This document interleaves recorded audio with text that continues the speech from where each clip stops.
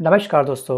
America में राष्ट्रपति चुनाव प्रचार के दौरान डोनाल्ड ट्रंप ने रूस और यूक्रेन युद्ध को खत्म करने का पूरी दुनिया से एक वादा किया था। उन्होंने उस टाइम पर यह भी कहा था कि अगर मैं राष्ट्रपति होता अमेरिका का तो यूक्रेन और जो रूस का युद्ध है वो कभी स्टार्ट ही नहीं होता। मतलब कि इन्होंने निशाना साधा था जो बाइडेन की सरकार के ऊपर।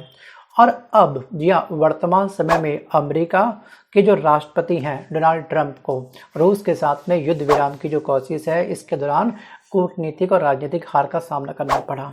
सो गाइस, मेरा कहने का सिंपल सा ये है कि राष्ट्रपति ट्रंप के सभी पैतरे इस युद्ध को समाप्त करने को लेकर के धराशायी हो चुके हैं। जंग रोकने पर पुतिन टस से मस नहीं हो रहे हैं। जबकि आपको याद होगा कि 28 फरवरी को जिस समय जेलेंस्की और ट्रंप की मुलाकात हुई थी ओवल हाउस के अंदर, उस समय इन दोनों के बीच में बहुत ही तीखी बहस हुई थी क्योंकि उस समय यूक्रेन के राष्ट्रपति जेलेंस्की इस युद्ध को समाप्त करने के मूड में नहीं थे। उन्होंने अपनी कंडीशन रखी थी कि अगर आप हमको सपोर्ट देते हो, ठीक है, अगर आप मेरे देश की सुरक्षा का मुझे वादा करते हो तो मैं इस युद्ध को समाप्त करने के लिए तैयार हूँ। और फिर क्या हुआ था? फिर ये बात कहीं ना कहीं बहुत ही जल्दी बातचीत बहस में तब्दील हो गई थी। उसको लेकर के मैंने एक सेपरेट वीडियो तैयार किया था। और फाइनली ट्रंप का जो सपोर्ट था वो यूक्रेन से बिल्कुल हट चुका था क्योंकि बहुत ही बड़ी मात्रा में सैन्य बल अब तक 203 साल से लगातार अमेरिका यूक्रेन को प्रोवाइड कर रहा था। और अमेरिका इस समय अब इस कंडीशंस में है नहीं कि वो समाज सेवा करे। आपने देखा होगा किस तरह से अपने देश को सशक्त बनाने को लेकर के मेक अमेरिका ग्रेट अगेन के चक्कर में डोनाल्ड ट्रंप किस किस टाइप के एक्शन ले रहे हैं। ये अपने देश को फाइनेंशियल लॉस बिल्कुल भी नहीं देने वाले। इस बार ये इसी मोड में चल रहे हैं। यूएसएआईडी की फंडिंग तक रोक देना, सोचिए इस समय WHO से बाहर निकल जाना इनका, और नाटो से भी बहुत जल्दी एग्जिट करने वाले हैं, और टैरिफ जैसे वार तमाम देशों के अंदर ये कर रहे हैं, या फिर दोस्तों अन्य ब्रिक्स देशों को देने वाली धमकी क्यों ना हो। तो इन शॉर्ट में कहने का अर्थ ये है कि फिलहाल मेक अमेरिका ग्रेट अगेन जो इनका आंदोलन है, इस आंदोलन को साकार रूप देने के चक्कर में डोनाल्ड ट्रंप बिल्कुल भी फाइनेंशियली लॉस अब नहीं लेने वाले। ठीक है, समाज सेवा का जो गेट है अब इन्होंने अपना बंद कर दिया, दरवाजे इनके बंद हो चुके हैं सभी देशों के लिए। गाइस, अब आपको ध्यान रखना है कि फिलहाल जो 28 फरवरी को मुलाकात हुई थी उसके बाद लगातार, ठीक है, इन तीनों देश के अंदर अमेरिका, रूस, यूक्रेन के अंदर ट्रंप के द्वारा इन दोनों देशों को शांति समझौता भेजने का प्रस्ताव रखा गया था। रूस की मांग क्या थी? रूस ये चाहता है कि जो यूक्रेन है इस युद्ध विराम का इस्तेमाल अपनी सेना को फिर से संगठित करने के लिए ना करे। यूक्रेन नाटो का सैन्य गठबंधन में शामिल होने की योजना छोड़ दे। जबकि जो यूक्रेन के राष्ट्रपति जेलेंस्की उन्होंने यही बोला है, या तो मुझे प्रोटेक्शन दो, चाहे वो नाटो दे या फिर अमेरिका दे, और मुझे नाटो देश में सम्मिलित करो। तो उसको क्रॉस करते हुए, मतलब कि काउंटर करते हुए, रूस के राष्ट्रपति पुतिन ने यह बोला कि ऐसा बिल्कुल नहीं होगा। तो मतलब कि फाइनली जो पुतिन है उनका पलड़ा वैसे ही भारी है। लगातार ये युद्ध पे युद्ध कर रहे हैं और युद्ध को काफ़ी चरम पर लेके जा चुके हैं, और काफ़ी बार उन्होंने अपने हथियारों का प्रयोग किया है। और वर्तमान समय के अंदर यहाँ पर यूक्रेन के 20% एरिया पर पुतिन का आधिपत्य स्थापित हो चुका है। मतलब कि रूस ने यूक्रेन के 20% क्षेत्र पर अपना उपनिवेश तैयार कर लिया है। गाइस, अब सच कहूँ ना कि सैन्य बल जो अब तक अमेरिका से मिल रहा था वो ख़त्म हो गया यूक्रेन का, और यूक्रेन कहीं ना कहीं बहुत ज़्यादा कह सकते हैं हैंडीकैप हो चुका है। तो वो अलग बात है कि यूरोपीय संघ जिसमें 27 देश शामिल हैं, पहले 28 से एक देश अब कम हो चुका है। वो अलग बात है कि इनको यूरोपीय संघ का सपोर्ट मिल रहा है, ठीक है, जेलेंस्की को, बट केवल EU के सपोर्ट से बात नहीं बनने वाली है, क्योंकि इन्हें उसका सपोर्ट मिल रहा है जिसका सैन्य बजट खुद काफ़ी कम है। तमाम देशों का सैन्य बजट बहुत ही ना के बराबर है, ठीक है, और जो सैन्य बल है इनके पास में वो काफ़ी कम है, और जो परमाणु हथियार है केवल फ्रांस के पास है।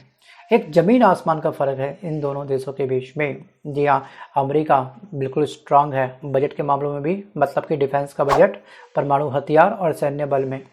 और अगर यहाँ पर ट्रंप ने हाथ खींच लिए है ना, तो कहीं ना कहीं हम कह सकते हैं कि इस समय यूक्रेन की बहुत बड़ी दुर्गति होने वाली है।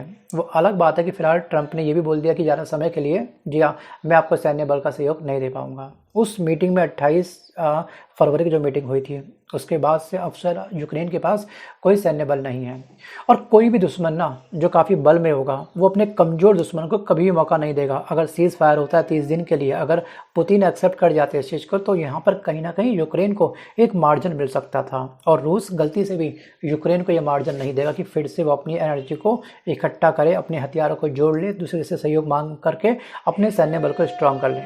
सो गाइस वापस आता हूँ मैं टॉपिक की तरफ। सो गाइस 18 मार्च 2025 को यानी कि बीते 2 दिन पहले डोनाल्ड ट्रंप ने रूस के राष्ट्रपति पुतिन से टेलीफोनिक बातचीत करी थी। जी हाँ, टेलीफोन पे एक बातचीत करी थी, कम से कम 2.5 घंटे इन दोनों के आपस में बातचीत चली, जिसमें ट्रंप ने जी हाँ एक मांग करी थी रूस के राष्ट्रपति पुतिन से। मतलब उन्होंने ये कहा था कि इस युद्ध को प्लीज़ 30 दिन के लिए रोक दो। और रूस के राष्ट्रपति पुतिन ने सिर्फ ऊर्जा बुनियादी ढांचे पर हमले रोकने की सहमति दी थी। बस शर्त इनकी यही थी सेम कि आप ये यूक्रेन को ना तो नाटो का सहयोग मिलना चाहिए, ना ही यूक्रेन नाटो का मेंबर बनेगा। जबकि यहाँ पर यूक्रेन का मानना क्या था, मुझे नाटो का मेंबर बनाओ और मुझे प्रोटेक्शन चाहिए अपने देश की।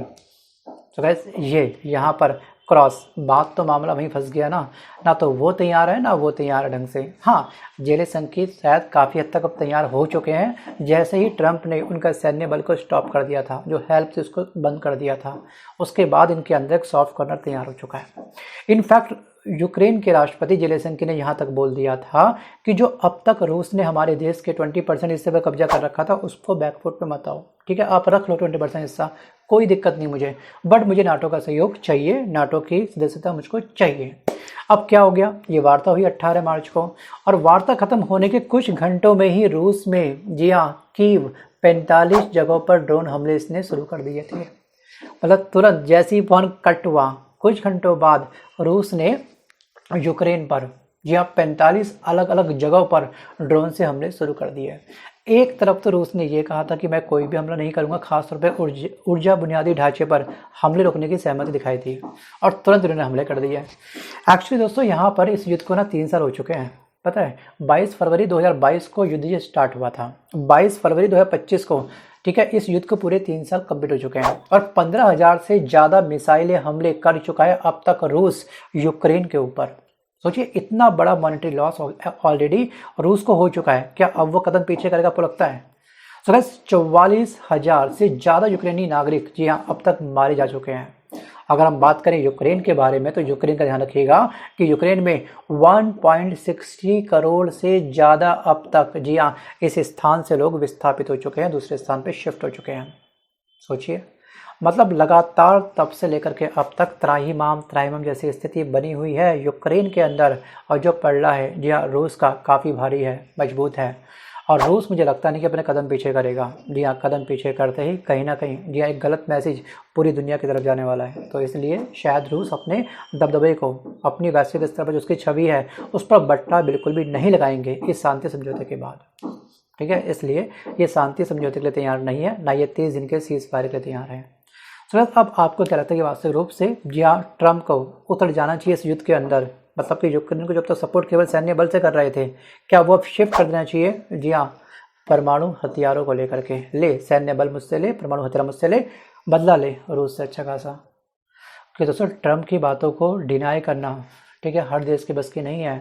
आप देखिएगा किस तरह से ब्रिक्स संगठन को डोनाल्ड ट्रंप ने धमकी दी थी कि अगर आप अपनी करेंसी लॉन्च करते हैं तो मैं आपके ऊपर 150% टैरिफ लगा दूंगा। सोचिए हम उस समय चुप्पी शांत करके चुपचाप से बैठ गए डर के मारे, सच बोलूँगा मैं, ठीक है। यूरोपीय संघ आपको मालूम है कि फिलहाल यहाँ पर जैसे ही यूरोपीय संघ के बीच में अनबन बन रखी है ट्रंप के साथ, तमाम 27 देश इस समय अगेंस्ट है अमेरिका के, लगातार बैक टू बैक बैठक पे बैठक कर रहे थे और फाइनली यूरोपीय संघ भी कुछ खास नहीं बिगाड़ सकते।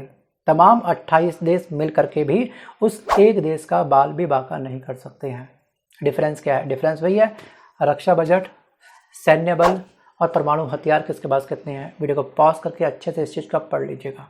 दोस्तों रूस के राष्ट्रपति पुतिन कहीं विनाश काले विपरीत बुद्धि तो नहीं कर रहे हैं जी हाँ ट्रंप से पंगा मोल लेकर के। एक्चुअली सच कहूँ तो ट्रंप के अंदर एक सॉफ्ट कॉर्नर तैयार हो चुका है रूस को लेकर के। जी हाँ वो शायद उसके ऊपर कोई हमला नहीं करेंगे और अभी भी शायद एक लिमिटेड तरीके से ही जी हाँ यूक्रेन की हेल्प करेंगे, क्योंकि यहाँ पर ये जैसे अभी लास्ट टाइम आपको याद होगा कि ये रूस के राष्ट्रपति पुतिन और डोनाल्ड ट्रंप आपस में मिले थे, जिस जोश खरोशी के साथ मिले थे उससे यही कयास लगाए जा रहे थे कि शायद ट्रंप ये चाहते हैं कि रूस G7 को ठीक है ज्वाइन कर ले, उनके संगठन में शामिल हो जाए, क्योंकि G7 विकसित देशों का समूह है, ठीक है, विकासशील देशों का नहीं, विकसित देशों का समूह है और विकसित देश विकासशील पर अपना आधिपत्य बड़ी आसानी से स्थापित कर सकते हैं अगर ये सब के सब देश क्या हो जाए, एक हो जाए।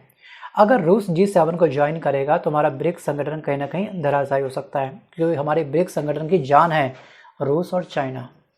और इस समय अमेरिका और चाइना के बीच में, जी हाँ बिल्कुल, रिश्ता सास बहू का है। कई बार हमने देखी है सर फुटअव्वल जूतन पैजार होता हुआ इन दोनों देशों के बीच में, क्योंकि यहाँ पर चाइना वर्ल्ड पर, जी हाँ, अपने ट्रेड के माध्यम से हर देश के अंदर अपनी अपनी जो फैक्ट्रियाँ उसको स्थापित कर रहा है और इसका वर्चस्व चाइना का डे बाय डे बढ़ रहा है, जो अमेरिका के लिए खतरा हो सकता है।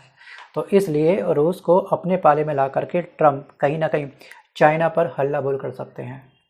सो कैसे ज्वाइन करेंगे या फिर नहीं करेंगे ये चलेगा पता आने वाले समय में। लेकिन एक बात तो दोस्तों साफ साफ है कि अगर ये रूस G7 में शामिल हो जाता है, विकसित देशों के समूह में शामिल हो जाता है, तो हमारे संगठन में एक बहुत बड़ा बट्टा लग सकता है। सो गाइस वापस आता हूँ टॉपिक की तरफ। पिछले 3 साल से जारी यूक्रेन युद्ध को रूसी राष्ट्रपति पुतिन खत्म नहीं करेंगे, ये मेरा मानना है। आपको क्या लगता है? वीडियो को पॉज करके आप मुझे कमेंट कर दीजिएगा। मैं इसके पीछे का लॉजिक सिंपल ये बोल रहा हूँ कि एक बहुत बड़ी जान माल की हानि अब तक पुतिन को हो चुकी है और सो ये युद्ध पूरी तरीके से पुतिन के फेवर में है, तो वो आखिरकार क्यों झुकेंगे? अगर झुकना होता ही तो ये युद्ध की स्टार्टिंग करते ही नहीं। इनको मालूम था कि युद्ध में जान माल की हानि दोनों पक्षों में होती है, ये हर युद्ध वाले को पता होता है। एक्चुअली पुतिन के लिए युद्ध, जी हाँ, एक साधन बन गया है, क्योंकि रूस पर पूरे क्षेत्र पर अगर ये अपना अधिकार स्थापित कर लेता है तो उसको बहुत सारे, जी हाँ, माइनिंग जैसे क्षेत्र बड़े आसानी से मिल जाएंगे। और यहाँ पर 20% हिस्से पे कब्जा कर चुका है। दोस्तों ये एरिया कुछ छोटा बड़ा एरिया नहीं है, बस कुछ दिन का युद्ध और लगातार ध्यान रखेगा कि यूक्रेन का जो सैन्य बल है वो कमज़ोर पे कमज़ोर अब हो चुका है। ये युद्ध शायद अब लंबे समय तक नहीं चलेगा, ठीक है। अगर पुतिन लगातार एक हैवी एक्शन लेते रहते हैं यूक्रेन के ऊपर तो पूरे स्थान पर रूस का कब्जा हो सकता है बहुत ही जल्द। और दोस्तों भविष्य में क्या होगा वो हमको भविष्य में पता चलेगा, लेकिन आपको ध्यान रखना है कि राष्ट्रपति डोनाल्ड ट्रंप के आने वाले समय में एक नया ट्रम्प कार्ड चलेंगे इस युद्ध को रोकने को लेकर के। आपको क्या लगता है? मंथन करिए, डेप्थ में अच्छे से सोचिएगा, उसके बाद ही आप मुझे, जी हाँ, कमेंट करिएगा। सो गाइस आज के इस वीडियो में बस कर इतना ही। मिलता हूँ जल्द एक नए वीडियो के साथ, तब तक के लिए धन्यवाद।